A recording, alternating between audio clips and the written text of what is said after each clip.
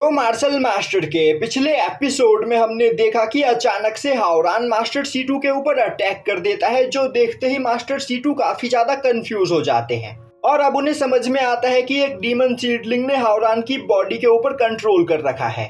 वहीं पर हावरान लगातार अटैक करते हुए मास्टर सीटू को घायल करने की कोशिश कर रहा होता है और मास्टर सीटू उसके सभी अटैक्स को ब्लॉक कर रहे होते हैं। तभी मास्टर सीटू नोटिस करते हैं कि कई सारे डीमन सीडलिंग्स ने उस जगह पर पावरफुल एल्डर्स की बॉडी के ऊपर कंट्रोल कर लिया होता है और अब वह सभी डीमन सीडलिंग्स लगातार अटैक करते हुए सभी लोगों को मारे चले जा रहे होते हैं, जो देखते ही मास्टर सीटू काफी ज्यादा परेशान हो जाते हैं। तभी वू हुआंग अपनी पावर को रिलीज करते हुए काफी तेजी से सभी डीमन सीडलिंग्स को मारने लगता है। वहीं पर वह चिल्लाते हुए बोल रहा होता है, पहले तुम सभी लोगों ने मेरी बात पर यकीन नहीं किया, तो अब तुम सभी लोगों को अपनी गलती का एहसास हो रहा होगा। यहाँ पर प्याओ म्याओ पैलेस के सभी मेंबर्स उन सभी डीमन सीडलिंग्स के साथ मिले हुए हैं और वह सभी लोग हमें मारकर हमारे पास मौजूद सभी ट्रेजर्स हमसे छीनना चाहते हैं और यह सभी प्याओ म्याओ पैलेस का प्लान है। प्याओ म्याओ पैलेस के लोग सभी पावरफुल फैक्शन के एल्डर्स की बॉडी के ऊपर डीमन सीडलिंग्स का कंट्रोल करवा के पूरे अपर वर्ल्ड को अपने कंट्रोल में लेना चाहते हैं और सुआनयुआन एम्पायर को अपने कंट्रोल में लेने के लिए प्याओ म्याओ पैलेस के लोगों ने प्रिंस फेंगली की बॉडी के ऊपर टेक ओवर करने की कोशिश की, पर प्रिंस फेंगली इतनी आसानी से सरेंडर नहीं करने वाले थे, इसीलिए इन लोगों ने उन्हें जान से मार दिया। और अब वू हुआंग फ्लेम एम्परर और गोल्डन एम्परर की ओर देखते हुए बोलता है, तुम सभी लोग सच में बहुत बड़े बेवकूफ हो, तुम्हें लग रहा था कि मैं झूठ बोल रहा हूँ, तो अब यहाँ पर तुम्हें अपनी गलती का एहसास हो रहा होगा। वहीं पर यह सब सुनकर लेडी होंगयान काफी ज्यादा परेशान हो चुकी होती है। दूसरी ओर गोल्डन एम्परर सभी डीमन सीडलिंग्स को मारते हुए बोलता है, वू हुआंग मुझे तुम्हारी बात पर पूरी तरीके से यकीन है, मुझे यकीन है कि प्रिंस फेंगली को मारने में प्याओ म्याओ पैलेस का ही हाथ है और तुम्हें यहाँ पर परेशान होने की कोई जरूरत नहीं, मैं सभी प्याओ म्याओ पैलेस के मेंबर्स को पनिश करूंगा। यह बोलते हुए गोल्डन एम्परर एल्डर फी की ओर देखता है, जो कि वहाँ पर कई सारे डीमन सीडलिंग्स के साथ अकेले फाइट कर रहा होता है, जो देखते ही गोल्डन एम्परर एल्डर फी के पास जाते हुए एक डीमन सीडलिंग के ऊपर अटैक करते हुए उसे एल्डर फी से दूर कर देता है और अब वह एल्डर फी से बोलता है, एल्डर फी यहाँ पर मेरे प्रिंस फेंगली के साथ साथ तुम्हारे 7th एल्डर को भी मारने में प्याओ म्याओ पैलेस का हाथ है। मैं अकेले इन सभी डीमन सीडलिंग्स और प्याओ म्याओ पैलेस के मेंबर्स का सामना नहीं कर सकता हूँ, तो हमें यहाँ पर मिलकर काम करना चाहिए। तो मुझे बताओ, डीमन सीडलिंग्स के द्वारा बनाए गए इस फॉर्मेशन को तोड़ने में तुम्हें कितना टाइम लगेगा? एल्डर फी बोलता है, यह एक फॉरबिडन फॉर्मेशन है जिसे र्यून कार्विंग टेक्निक का यूज करते हुए बनाया गया है, साथ ही साथ यह बहुत ही ज्यादा स्ट्रेंज है। मैं इस फॉर्मेशन को डिस्ट्रॉय तो कर सकता हूं, पर इसे डिस्ट्रॉय करने में मुझे यहाँ पर काफी टाइम लग सकता है। गोल्डन एम्परर बोलता है, तुम्हें टाइम की चिंता करने की कोई जरूरत नहीं, मैं तुम्हें यहाँ पर प्रोटेक्ट करूंगा, तुम बस इस फॉर्मेशन को डिस्ट्रॉय करने में ध्यान दो।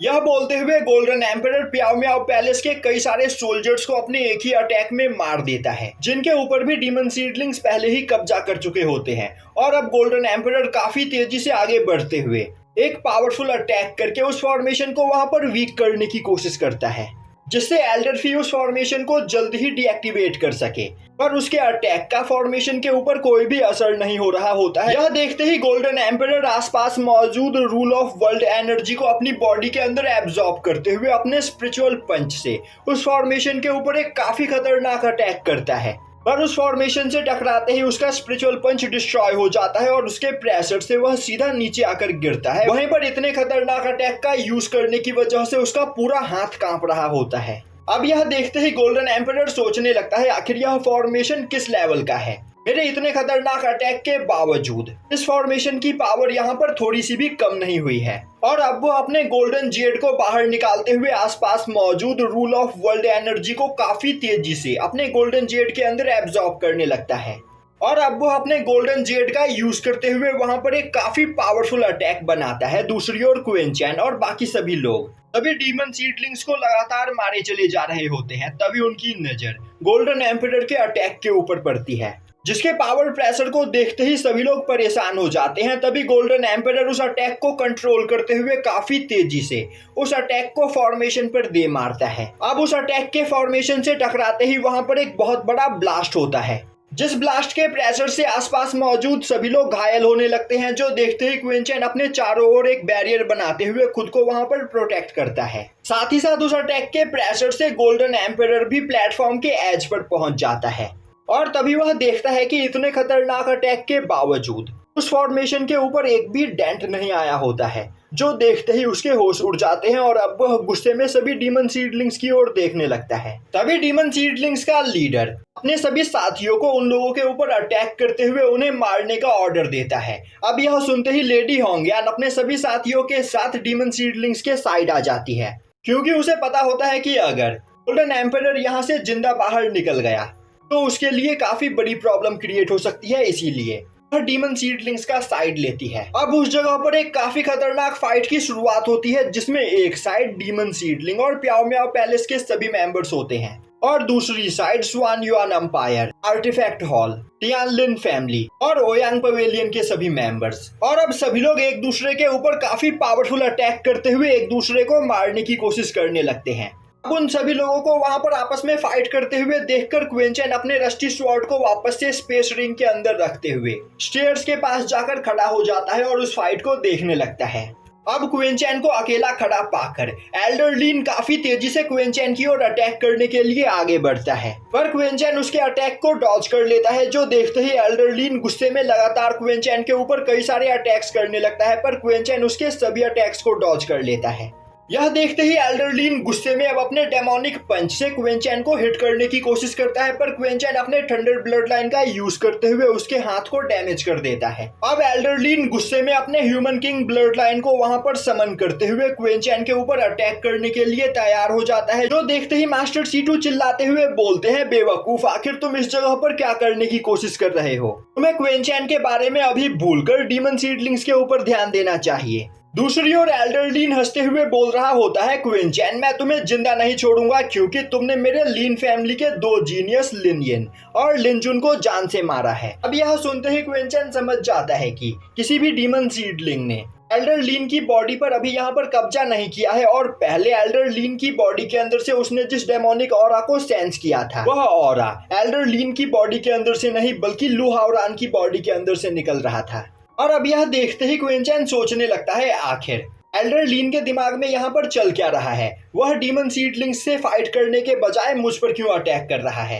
यह सच में बहुत बड़ा बेवकूफ है। तभी एल्डर लीन चिल्लाते हुए बोलता है, लॉर्ड C2, क्या तुम्हें दिखाई नहीं दे रहा है? आखिर इस जगह पर चल क्या रहा है? और क्या अभी भी तुम्हें क्वीन चैन के ऊपर यकीन है? जहाँ तक मुझे पता है, क्वीन चैन की बॉडी के ऊपर भी किसी डीमन सीडलिंग ने कब्जा कर रखा है, इसीलिए क्वीन चैन ने मेरे लीन फैमिली के सभी डिसाइपल्स को मार दिया, जिससे वह उनके पास मौजूद ट्रेजर्स को हासिल कर सके। और तो और एक बार इस बारे में सोचो, आखिर लोअर रैलम से आया हुआ एक कल्टीवेटर डिवाइन ट्री के टेस्ट को पास करके यहाँ पर इतने सारे मार्शल फ्रूट्स कैसे अचीव कर सकता है?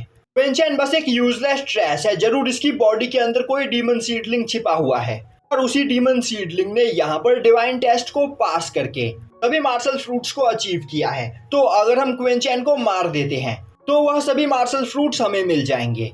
यह बोलते हुए एल्डर लीन क्वीन चैन के ऊपर कई सारे स्पिरिचुअल स्पीयर से अटैक करता है, पर तभी क्वीन चैन अपने चारों ओर एक बैरियर बनाते हुए उस अटैक को वहां पर ब्लॉक कर लेता है। अब यह देखते ही मास्टर C2 गुस्से में हाओरान के ऊपर अटैक करते हुए उसे खुद से दूर फेंक देते हैं, और अब वह क्वीन चैन की मदद करने के लिए आगे बढ़ते हुए बोलते हैं, बेवकूफ एल्डर लीन, तुम्हारे फैमिली मेंबर्स की मौत ने तुम्हें यहाँ पर पागल बना दिया है। यह बोलते हुए मास्टर C2 एल्डर लीन की ओर अटैक करने के लिए आगे बढ़ते हैं। तभी हाओरान हंसते हुए बोलता है, लॉर्ड C2, आखिर तुम इतनी जल्दी में जा कहाँ रहे हो? तुम्हारा अपोनेंट यहाँ पर मैं हूँ। यह बोलते हुए वह मास्टर C2 के ऊपर अटैक करते हुए उन्हें रास्ते में ही रोक देता है, और अब वह लगातार मास्टर C2 के ऊपर अटैक करते हुए उन्हें क्वीन चैन से दूर लेकर जाने लगता है। तभी एल्डर लीन चिल्लाते हुए बोलता है, क्वीन चैन, आज तुम्हें यहाँ पर मेरे हाथों कोई भी नहीं बचा सकता है। यह बोलते हुए वह अपने एम्परर ब्लड लाइन से क्वीन चैन के ऊपर अटैक करता है।